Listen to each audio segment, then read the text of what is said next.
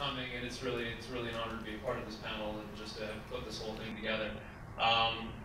So thank you guys for coming. My name is Ben Herson. I'm the founder and CEO of Nomadic Wax. Nomadic Wax is an organization that uses music, film, and arts to promote global education and cultural exchange. And I want to tell you guys just a quick story, just kind of how we put this whole thing together. I think it's going to give you a sense of sort of what Nomadic Wax does.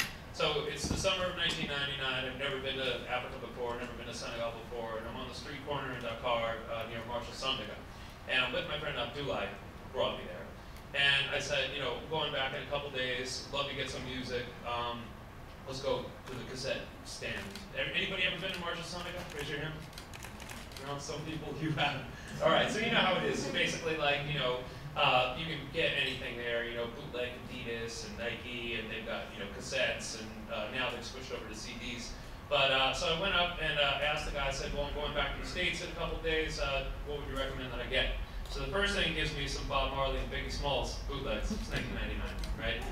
And I said, well, you know, we've already got this back home. What else would you recommend that I get? Maybe something local. And so then he gives me some Youssou N'Dour and Baba Mal. And I was like, you got this too.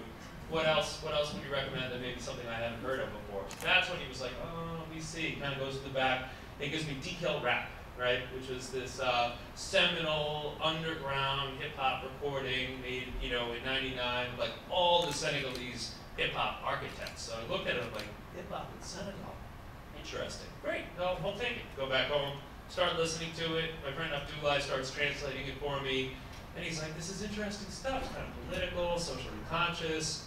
So the gears kind of got turning. I was an undergrad at the time at Hampshire College. I was getting ready to write my undergraduate thesis. And I said, you know, I don't know what's going on in Senegal, but something really interesting is happening. Keep in mind, this was before the internet really, it didn't do anything yet. You know, I mean, there was no websites where you could find this stuff, you know. So I went over there, studied Wolof at Columbia for about a month, went to Senegal, spent about 3 months there, and just really by luck started meeting people, kind of hanging out in clubs and meeting different MCs and DJs and other people that were involved in the hip-hop scene. So the thesis really ended up being very focused on the role that hip-hop played as a tool for political change during the 2000 presidential election.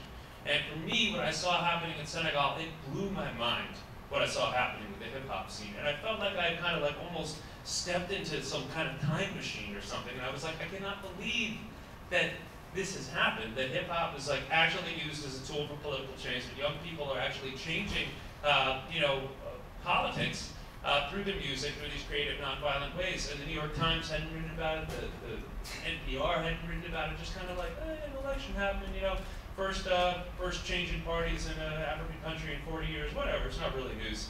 So anyway, I thought, this really is news, this is really exciting stuff.